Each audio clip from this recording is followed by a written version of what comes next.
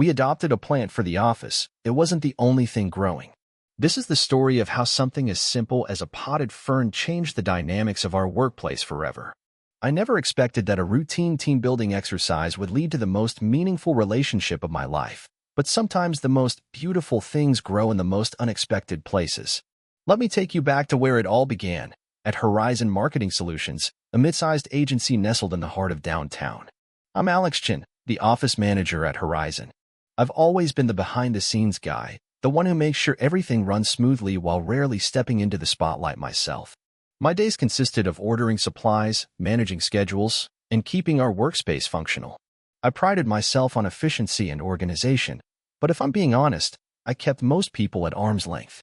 It wasn't that I disliked my coworkers. I just found it easier to maintain a professional distance. That all changed when Jamie Sullivan joined our team. Jamie was hired as our new marketing specialist, and from day one, he was everything I wasn't. Charismatic, outgoing, and effortlessly likable, Jamie had this incredible ability to light up any room he entered.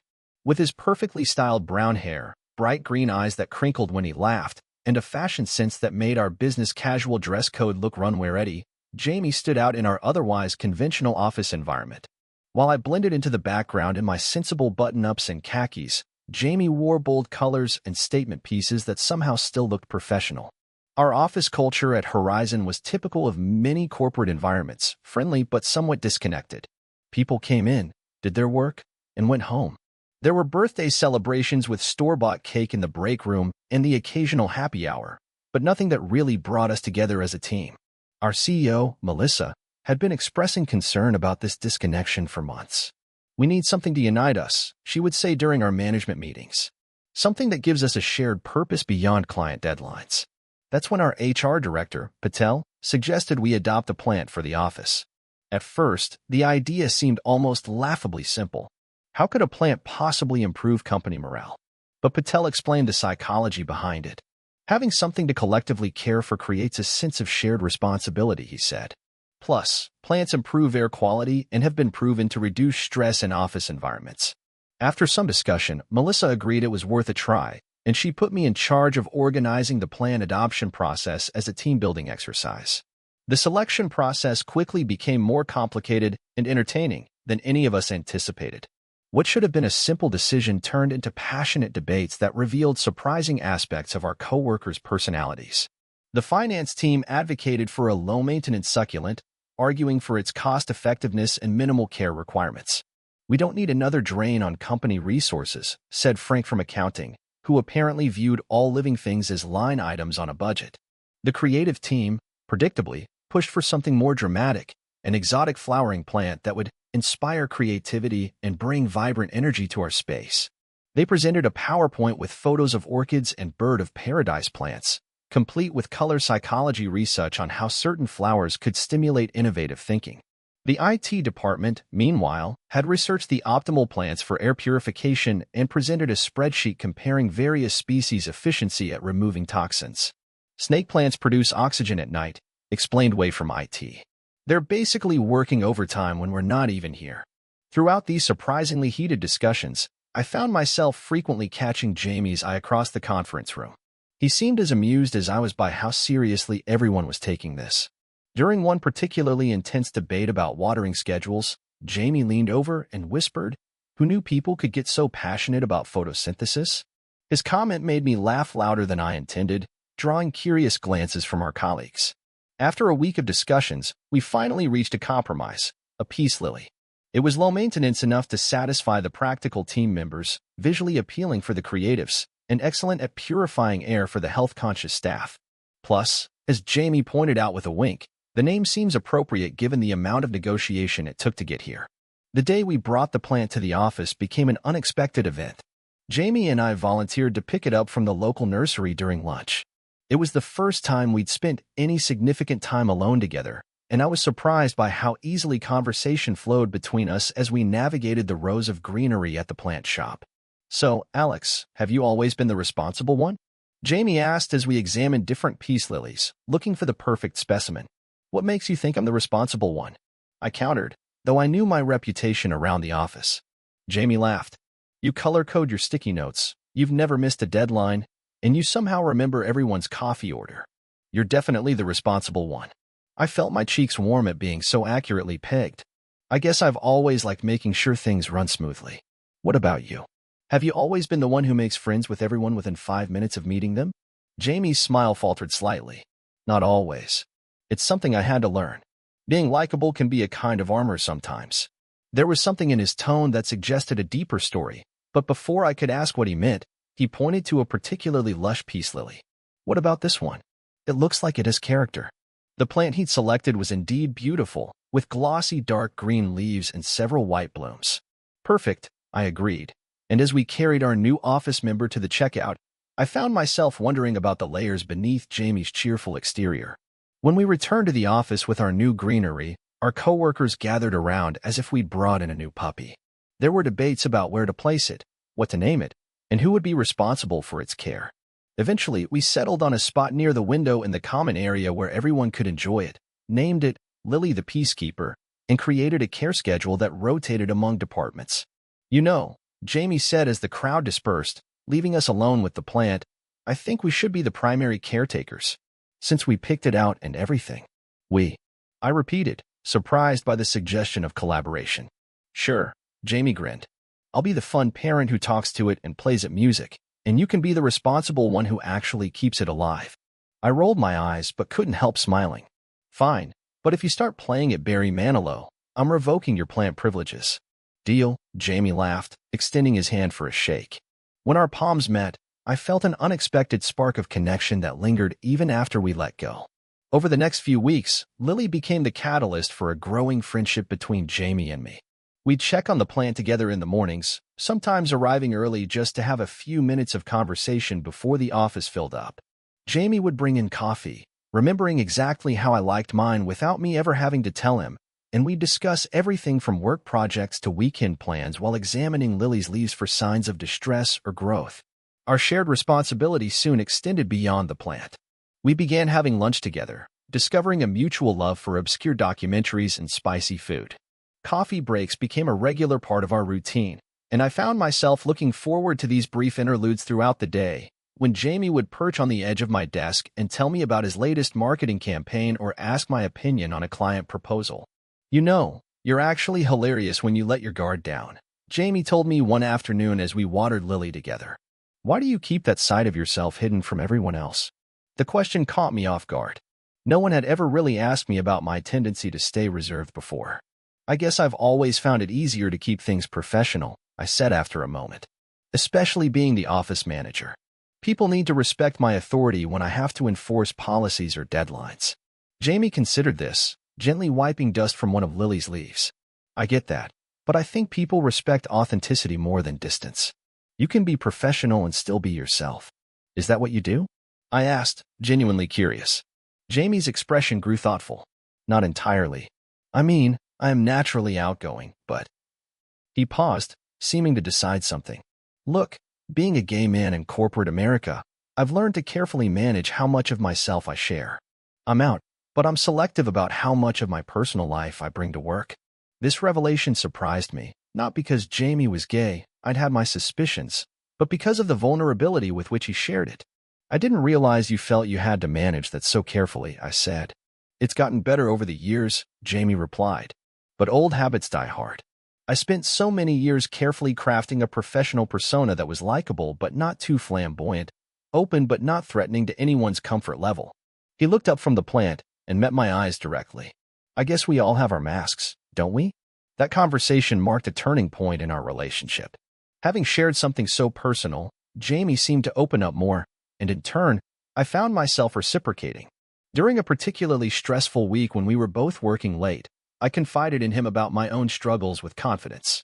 I always feel like I'm one mistake away from everyone realizing I don't belong here, I admitted as we shared takeout beside our desks, the office dark except for our desk lamps. Like I'm playing at being competent.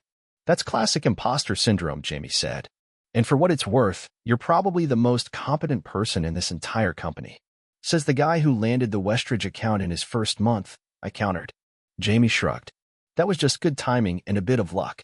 But you're the backbone of this place, Alex. Nothing would function without you. The sincerity in his voice made me look away, uncomfortable with the praise but warming to it nonetheless. As weeks turned into months, I began to notice subtle shifts in our interactions. There were lingering glances across meeting tables, our hands brushing when we both reached for Lily's watering can, and an increasing frequency of inside jokes that left our coworkers puzzled. I found myself looking for excuses to be near Jamie, volunteering for projects I knew he was working on, and feeling an inexplicable twinge of annoyance when Meredith from sales would flirt with him during happy hours. One evening, about 3 months after Lily joined our office, Jamie and I found ourselves working late on a major presentation. The office was empty, the overhead lights dimmed to their evening setting, and we'd been fueling ourselves with coffee and determination for hours. "I think my brain is officially fried," Jamie announced, pushing away from his computer and stretching his arms above his head. The movement caused his shirt to rise slightly, revealing a sliver of skin that I quickly averted my eyes from. "We can finish in the morning," I suggested, but the presentation was due the following afternoon. Jamie shook his head. "No way. We're too close to stop now." He stood up and walked over to where Lily sat on her designated table. "What do you think, Lily? Should we power through or call it a night?" I laughed at his habit of consulting the plant. "I don't think Lily has strong opinions on marketing strategies." "You'd be surprised," Jamie replied, gently touching one of the leaves. "Plants are excellent listeners. They absorb all your thoughts and feelings along with the carbon dioxide." He looked over at me with a soft smile. "Maybe that's why Lily's doing so well. She's been absorbing all our conversations." I moved to stand beside him, examining the plant that had indeed flourished under our care. "She has gotten bigger. Remember how small she was when we brought her in?" "Growth happens when conditions are right," Jamie said quietly, and when I turned to look at him, I found him already watching me, his expression unreadable in the dim light. "Jamie," I began, not entirely sure what I wanted to say, only knowing that something important was happening between us. "I've been wanting to ask you something," he said, his voice lower than usual. "But I've been worried about making things awkward at work." My heart began to race, hope and anxiety battling for dominance. "What is it?" Jamie took a deep breath. "I've really enjoyed getting to know you these past few months. And I hope, that there's something happening between us that's more than just friendship." He paused, searching my face for a reaction. Am I completely off base here? The moment stretched between us, fraught with possibility. I could feel my professional caution warring with the undeniable pull I felt toward him. "You're not off base," I finally admitted, my voice barely above a whisper. "But you're right about work. It complicates things." "Life is complicated," Jamie countered, taking a small step closer. "That doesn't mean we shouldn't pursue the things that matter." "And this matters?" I asked, needing the reassurance. Jamie's answer came not in words, but in action. He closed the distance between us, his hand gently cupping my cheek as he leaned in. The first touch of his lips against mine was tentative, questioning, giving me every opportunity to pull away. But instead, I found myself responding, my hands finding their way to his waist as the kiss deepened. When we finally broke apart, both slightly breathless, Jamie rested his forehead against mine. "Does that answer your question?" I couldn't help but laugh softly. "I think Lily's getting quite an education right now. She's seen worse in the break room at Christmas parties," Jamie joked, but then his expression grew more serious. "Alex, I know this isn't simple. Workplace relationships rarely are. But I think what we have is worth navigating those complications." The rational part of my brain was listing all the potential problems: office gossip, professional boundaries, the possibility of a painful breakup that would make our work environment unbearable. But for once, I didn't let that cautious voice dictate my actions. "I think so too," I said, and the smile that lit up Jamie's face was worth every risk. The following weeks brought new challenges as we attempted to balance our budding relationship with our professional responsibilities. We agreed to keep things discreet at first, not out of shame but out of a desire to establish our connection away from workplace scrutiny. But in a close-knit office environment, secrets rarely remain secret for long. The first hint that our coworkers were catching on came during a team lunch when Patel from HR casually mentioned how well Lily was thriving under the care of our office lovebirds. The comment was met with knowing smiles from around the table, and I felt my face heat up while Jamie smoothly changed the subject. Later that afternoon, he stopped by my desk. "So, I think the cat's out of the bag," he said with a rueful smile. "Apparently," I agreed. "Does that bother you?" Jamie considered the question. "Not if it doesn't bother you. I've never been good at hiding how I feel anyway." The simple honesty in his statement made my heart swell. Still, navigating workplace dynamics proved challenging. There were whispers and assumptions, some harmless and others less so. One afternoon, I overheard Frank from accounting making a crude joke about the real reason Alex keeps Jamie around, implying that our relationship was based on preferential treatment rather than genuine connection. I was hurt and angry, but before I could decide how to address it, Jamie appeared at my side, having heard the same comment. "Actually, Frank," he said, his voice pleasant but with an unmistakable edge, "Alex is the most fair-minded person in this office. If anything, he holds me to a higher standard than anyone else." He placed a deliberate hand on my shoulder. "And for the record, the real reason we're together is because he's intelligent, kind, and sees me for who I really am. Something I hope everyone here would want in a partner." Frank had the grace to look embarrassed, muttering an apology before retreating to his desk. Once he was gone, I turned to Jamie in amazement. "You didn't have to do that." "Yes, I did," Jamie replied firmly. "I've spent too much of my life letting comments like that slide because I didn't want to make waves. Not anymore, and especially not when it involves you." His protectiveness touched me deeply, but it also highlighted one of my own fears. "I'm worried about how this affects your career," I admitted later that evening as we walked to the parking lot together. "I'm established here, but you're still building your reputation. I don't want to be the reason you face any additional challenges." Jamie stopped walking and turned to face me. "Alex, I've faced challenges my entire life. Being gay in a conservative family, coming out in college, navigating workplaces where I wasn't sure if I could be myself, none of that was easy. But do you know what's harder? Denying yourself happiness because you're afraid of what might go wrong." He took my hand, a public gesture we'd been cautious about until now. "I'm not going to let fear dictate my choices anymore." "Are you?" His question struck at the heart of my own internal struggle. I'd always been the cautious one, the planner who anticipated problems and avoided risks. But standing there with Jamie, I realized that approach had also kept me from experiencing some of the most meaningful connections life had to offer. "No," I decided, squeezing his hand. "I'm not." That moment marked another evolution in our relationship. We stopped hiding at work, though we remained professional in our interactions. We established boundaries, no excessive personal conversations during work hours, no public displays of affection beyond what would be appropriate for any couple, and a commitment to never let our relationship influence professional decisions. To our relief, most of our coworkers were supportive. Melissa, our CEO, even pulled us both into her office one afternoon. I was nervous, anticipating a lecture about workplace professionalism, but instead, she surprised us. "I just wanted to say that I've noticed a positive change in office morale since you two got together," she said. "Not just between you, but it seems to have had a ripple effect. People are more connected, more engaged." She smiled. Maybe it wasn't just the plan after all. Her observation was perceptive. Our relationship had indeed created unexpected changes in the office culture. Other colleagues began to share more of their personal lives, creating a more authentic work environment. The rigid departmental boundaries started to dissolve as people followed our example of collaborating across teams. Even Frank from accounting seemed to soften, awkwardly asking Jamie for advice on supporting his nephew who had recently come out. As for Lily, she continued to thrive, growing so large that we eventually had to repot her into a larger container. The repotting became another office event, with colleagues gathering to watch and offer advice as Jamie and I carefully transferred her to her new home. "Roots need room to grow," Jamie observed as we settled Lily into her larger pot. "Just like people." He looked up at me with a smile that still made my heart race, even after months together. 6 months after Lily first joined our office, Jamie and I celebrated by bringing in a second plant, a small succulent that we placed on my desk. "A baby for our plant family," Jamie joked, but the symbolism wasn't lost on either of us. We were building something together, creating a shared life that extended beyond the office walls. Our relationship wasn't without challenges, of course. We had disagreements about work projects, moments of frustration when professional stress affected our personal connection, and the occasional awkwardness of maintaining appropriate boundaries in the workplace. But we learned to navigate these difficulties together, growing stronger with each obstacle we overcame. 1 year after Lily's arrival, our office held a celebration, partly for the plant's birthday and partly to recognize the positive changes that had transformed our workplace over the past 12 months.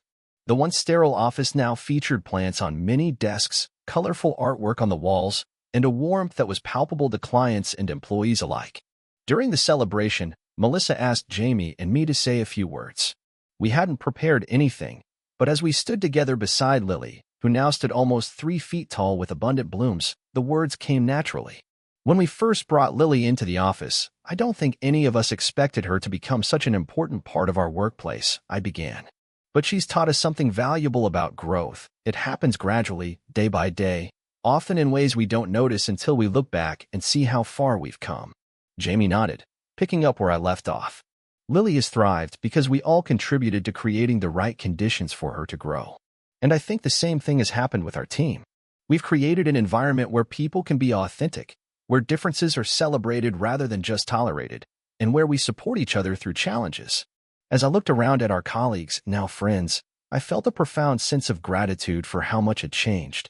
The isolated, cautious person I'd been a year ago would hardly recognize the man I'd become, someone who could love openly, take risks for the right reasons, and find joy in the unexpected turns life could take. Later that evening, as Jamie and I left the office together, hand in hand, he paused to look back at the building. Do you ever think about how different things would be if we hadn't volunteered to pick out that plant together? I considered his question. I like to think we would have found our way to each other eventually. But I'm glad we didn't have to wait any longer than we did. Jamie smiled, the same bright smile that had first caught my attention all those months ago. Me too. And just think, this is still just the beginning. As we walked to the car, I reflected on his words. He was right. This was just the beginning of our story.